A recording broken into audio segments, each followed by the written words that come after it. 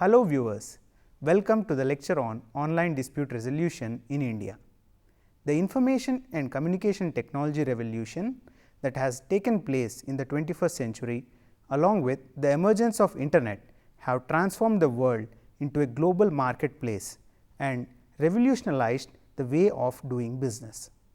In the current scenario, the businesses work over the internet on round the clock cycles and projects are outsourced to business units around the world without a second thought. Deals can be completed without any face-to-face interaction, with online marketplaces acting as the connectors between buyers and sellers.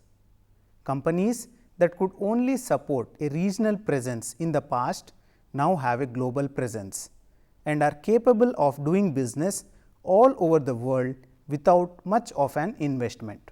The acceptance of the internet as a commercial trading platform also increased and continues to increase as the number of transactions that consumers complete online continues its meteoric rise. So too does the amount these consumers are spending online. Almost 4.5 billion people were active internet users as of April 2020, encompassing 59% of the global population. China, India and the United States rank ahead of all other countries in terms of internet users. With over 560 million internet users, India is the second largest online market in the world, ranked only behind China. It is estimated that by 2023, there would be over 650 million internet users in India. Further, the mobile technology has made internet more affordable and accessible, which is evident from the fact that 2 billion users across the world were accessing the WhatsApp Messenger on a monthly basis as of April 2020. However, despite large base of internet users, internet penetration rate in India stands at around 50% in 2020. The internet has enabled individuals to communicate their ideas across continents, retrieve news from multiple sources simultaneously and conduct their business across national borders. Now, let us look at the need for online dispute resolution. The move to cyberspace has actually become more like a race than a comfortable journey. The overall field of dispute resolution cannot avoid being affected by the new information technologies, because communication is central to this process. The internet has had an impact on many areas of public life, including law.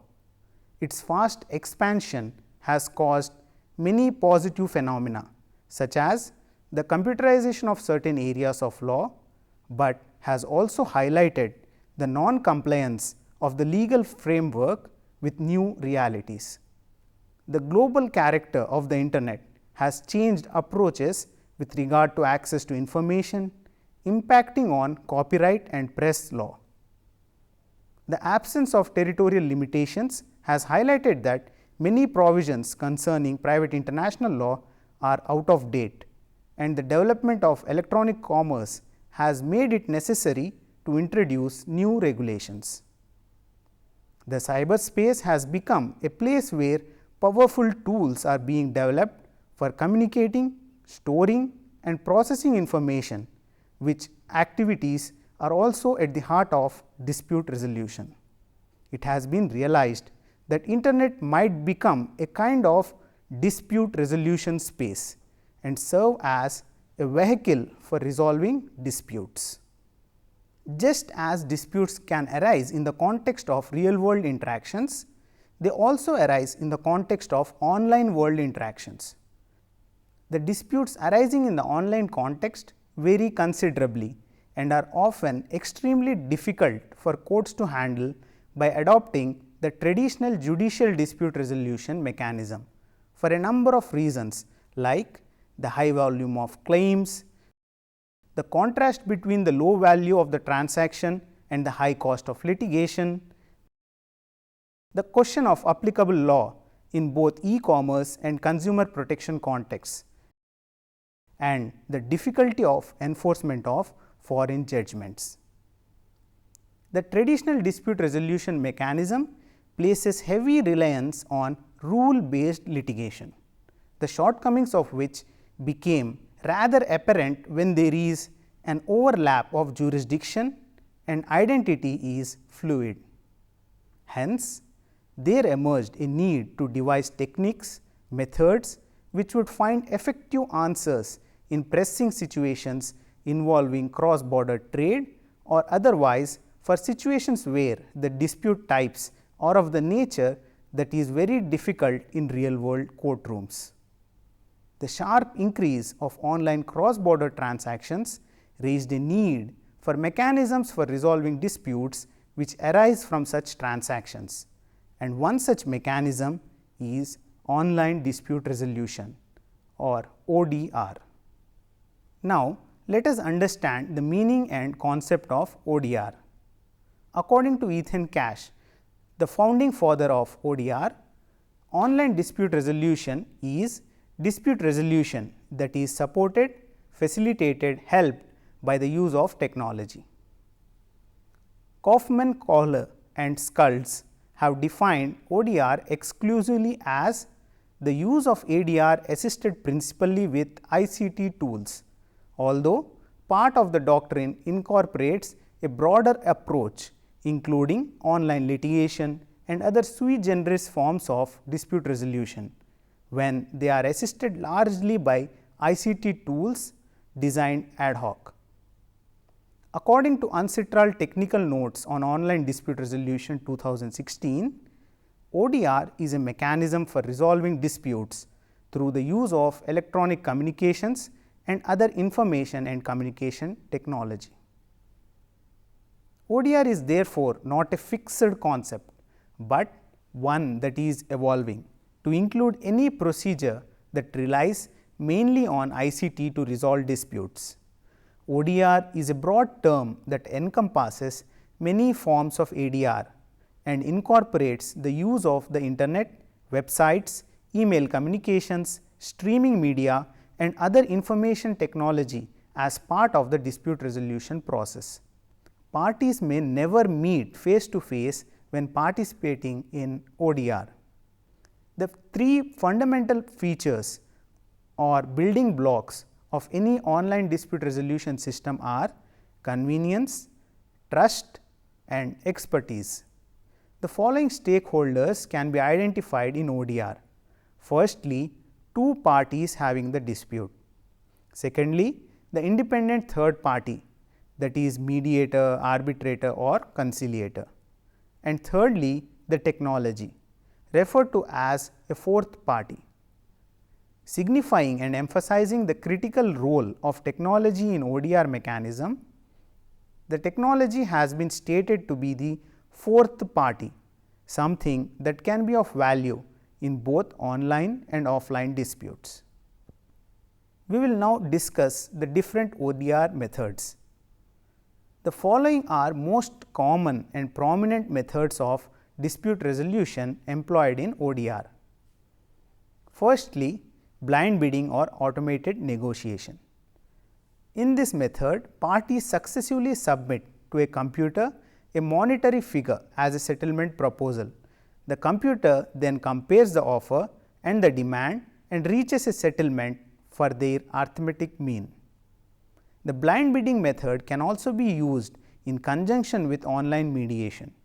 It is a highly innovative form of ODR suitable for settling monetary claims where liability is not disputed, but only the amount of damages payable. Secondly, assisted negotiation. The parties communicate with one another over the internet using, for instance, emails, web-based communication tools or video conferences. Each party first states their initial position without making demands and identifies the underlying interests. From this, the software lists all issues, whether qualitative or quantitative, in a neutral manner. The parties are made to further refine their underlying interests priorities, and the relative importance of each issue, as well as such matters as what they would expect from litigation, and have a clear picture of their best alternative to a negotiated agreement or BATNA. Thirdly, online mediation.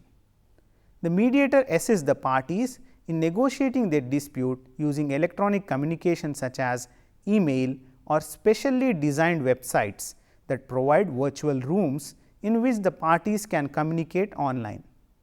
Internet neutral or mediator allows parties to choose from several online mediation alternatives, including email, instant messaging, chat conference rooms, and video conferencing. Lastly, online arbitration. It replicates the offline traditional fact finding and decision making processes of arbitration by using information and communication technology for communication and information processing.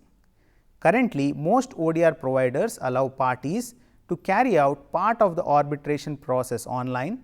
Example, parties may download claim forms, the submission of documents through standard email or secure web interface, the use of telephonic hearings, etc. The main challenge for online arbitration is that if judicial enforcement is required, then it partly defeats the purpose of having an online process, as the enforcement has to be sought from the courts of law. Now, we will look at the development of ODR. The history and development of ODR has been categorized by its proponents into 4 phases. The first phase, pre-1995 or hobbyist phase. In this period, ODR did not exist as a proper formal mechanism. The first internet disputes arose during this period, and informal ODR mechanisms were used to resolve them. Listserv moderators were some of the early ODR providers. The second phase, from 1995 to 1998 or experimental phase. During this period, more and more online disputes started to appear, and the first ODR initiatives like Virtual Magistrate Project, Online Ombuds Office, Maryland Family Mediation Project were started with a non-profit motive to resolve these disputes. Third phase, from 1998 to 2002 or entrepreneurial phase. This period saw the application of ODR for commercial purposes and the emergence of ODR industry in the form of eBay Pilot ODR project, Square Trade and CyberSettle, and also saw the application of ODR by ICANN, Online Small Claims Court. The ODR mechanism was looked upon and desired as the process of first choice for providing a solution to problems that originate in the online environment. Fourth phase, from 2002 to present or institutional phase. This phase marked the adoption of the ODR programs by public bodies, leading to formalization and institutionalization of ODR. As of March 2006, at least 149 ODR services have been launched worldwide, although some of them have since closed down or appear to be dormant without significant activity. Some prominent ODR providers are Modria, British Columbia Civil Resolution Tribunal, Eustace, EU ODR platform, etc. ODR is no more online ADR than the online versions of banking, education or gaming are simply the offline versions of those systems moved online. Once a process moves online, its very nature begins to change. Now, let us look at some of the advantages of ODR. Compared to litigation, alternative dispute resolution has the following advantages: lower cost, greater speed, more flexibility in outcomes, less adversarial, more informal, solution rather than blame oriented, private and fewer jurisdictional problems.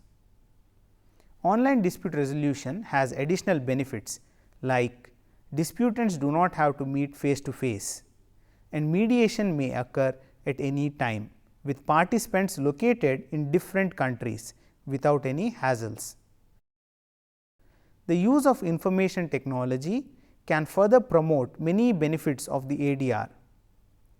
Receiving advice online with the potential benefits of decision support systems will reduce costs due to a lower reliance on support from lawyers and mediators. Further, because this advice will be available online or at least through the use of computer systems, such advice will be generally timely. The backlog in seeing lawyers or mediators will be less critical. The sooner disputants are able to have their views heard, the more likely is the prospect of a successful resolution. We will now understand the international legal instruments dealing with ODR. The majority of legal studies on ODR, including online arbitration, agree that neither law nor arbitral principles prevent ODR from taking place online. However, there may be several aspects in ODR that need to be regulated. The UNCITRAL, recognizing the prospects and importance of this vast domain of ODR, which overlaps territorial boundaries, allocated Working Group 3 for making a study on ODR in 2010, of which India is also a member. As a culmination of its works, the UN General Assembly adopted the resolution on the UNCITRAL Technical Notes on Online Dispute Resolution on 13th December 2016. Further, electronic communication has been recognized as a valid mode of communication in several international instruments like United Nations Convention on International Settlement Agreements resulting from mediation 2018, also known as the Singapore Convention on Mediation. United Nations Convention on the Use of Electronic Communications in International Contracts 2005, UNCITRAL Model Law on International Commercial Mediation and International Settlement Agreements resulting from mediation 2018, UNCITRAL Arbitration Rules 2013, and also included in the arbitration and mediation rules of major international institutions providing ADR like International Chamber of Commerce, International Mediation Institute and Singapore International Arbitration Centre, etc. The British Columbia Civil Resolution Tribunal Act of 2012 is considered as the first substantive enactment in the world dealing with online dispute resolution and provides for online, non-facilitated and facilitated dispute resolution, with the final stage being a tribunal hearing which could take place online. The EU regulation on online dispute resolution for consumer disputes 2013 has set up a uniform ODR mechanism across the European Union for the settlement of the consumer disputes in online transactions, and it has become operational from 2015. Further, the ODR Advisory Group to the Civil Justice Council in United Kingdom, in its report in February 2015, has advised for setting up of an online court, provisionally calling it Her Majesty's Online Court for resolving low value civil claims. In his 2019 book Online Courts and the Future of Justice, Professor Richard Susskind argues that global access to justice problems will be solved by adoption of modern technology and envisages that online courts facilitate courts to function as a service and not a place. He presents that in a digital society, it makes sense for much of the work of the courts to be conducted online. Online dispute resolution can assist the parties in resolving disputes in a simple, fast, flexible and secure manner without the need of physical presence or a meeting or a hearing. ODR encompasses a broad range of approaches and forms, including but not limited to ombudsman, complaint boards, negotiation, conciliation, mediation, facilitated settlement, arbitration and others. and the potential for hybrid processes comprising both online and offline elements. As such, ODR represents significant opportunities for access to dispute resolution both in developed and developing countries. Now, we will look at the legal recognition of ODR in India. Online dispute resolution can be understood as the application of methods of ADR in combination of the information and communication technology. ODR means utilizing information technology to carry out alternative dispute resolution.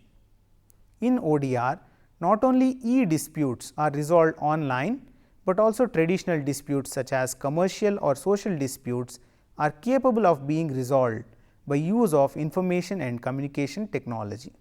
In India, use of ADR techniques is explicitly encouraged through enactments like Lok Adalat under Legal Services Authorities Act 1987, Gram Nyayalayas Act 2008, Arbitration and Conciliation Act 1996, Commercial Courts Act 2015 and Consumer Protection Act 2019.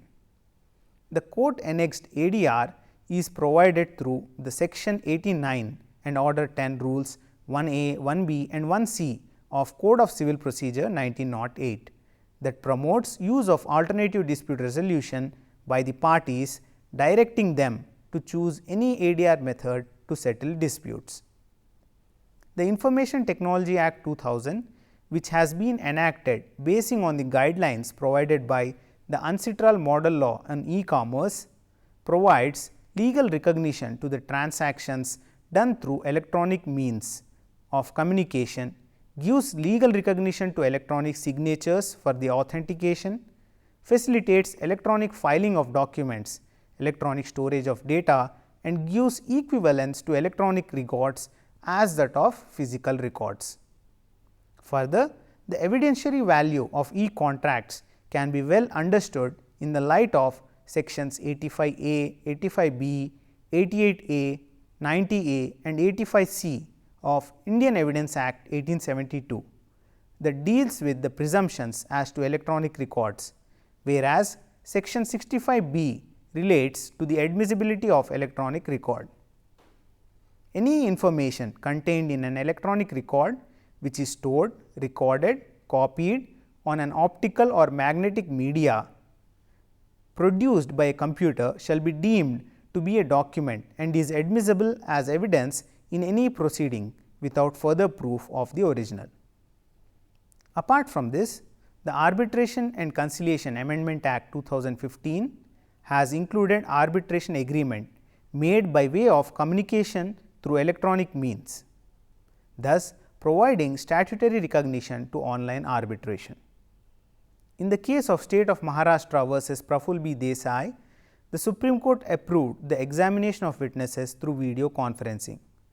In the State NCT of Delhi versus Navjot Sandhu case, the Supreme Court held that call records relating to cellular phones are admissible and reliable evidence, and electronic records were considered to be admissible as evidence in the case of State of Delhi versus Mohammad Afzal. Further, the Supreme Court in Grid Corporation of Orissa Limited case held that when an effective consultation can be achieved by resort to electronic media and remote conferencing, it is not necessary that the two persons required to act in consultation with each other must necessarily sit together at one place, unless it is the requirement of law or of the ruling contract between the parties.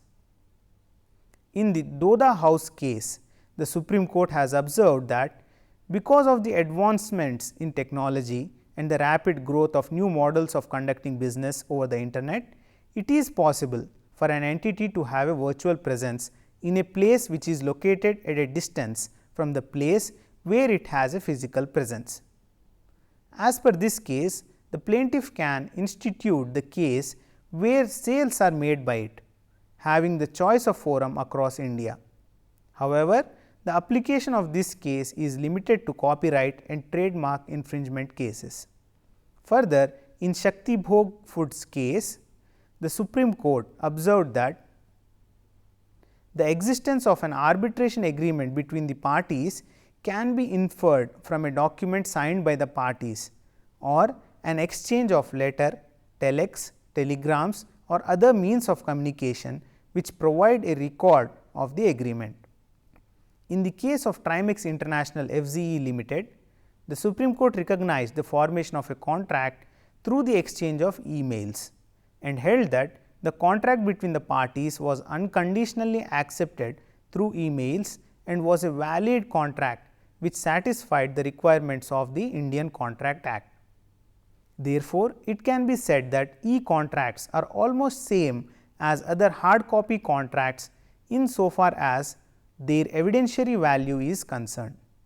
All e-contracts are valid contracts as they are legalized by the Information Technology Act 2000 and one could be made liable if there is any breach or infringement of the terms of such contracts, which form the legal framework for online dispute resolution in India. Now, let us look at the provision of ODR in India. The Indian government established the E-Committee of the Judiciary in December 2004, which has overseen the steady adoption of electronic infrastructure by courts across the country.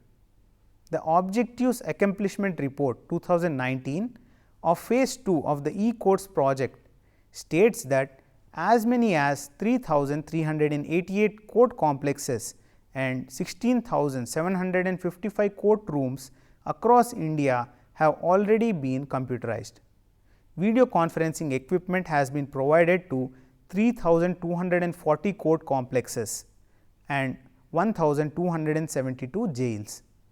Apart from this, the National Internet Exchange of India (NIXI), which governs the disputes relating to the .in registry of internet domain names in India, is effective provider of domain name dispute resolution in India through ODR. The Ministry of Consumer Affairs has its Consumer Online Resource Empowerment Core Center, which accepts and resolves complaints end to end via a sophisticated online process. ODR in India is in a nascent stage, but with current mobile technology boom in India, ODR has bright prospects for India. ODR applications are expanding and future of ODR is extremely promising even in India, where culture, language and policies remain intertwined and challenging. The Department of Justice, Government of India has also issued a notification entitled Online Dispute Resolution through Mediation, Arbitration, Conciliation, etc. in 2017, giving information about the working in the field of such alternate methods of dispute resolution, especially providing online mediation services in various matters, so that the government litigation is reduced and government departments or organizations are encouraged not to go to court for their disputes. The Online Consumer Mediation Center (OCMC) has been established at National Law School of India, University Bengaluru under the aegis of Ministry of Consumer Affairs, Government of India in 2017 to provide online redressal forum for consumers. Further, the Peace Gate of the Indian Institute of Arbitration and Mediation (IIAM) is providing online negotiation, online mediation and arbitration services and is a promising provider of ODR in India.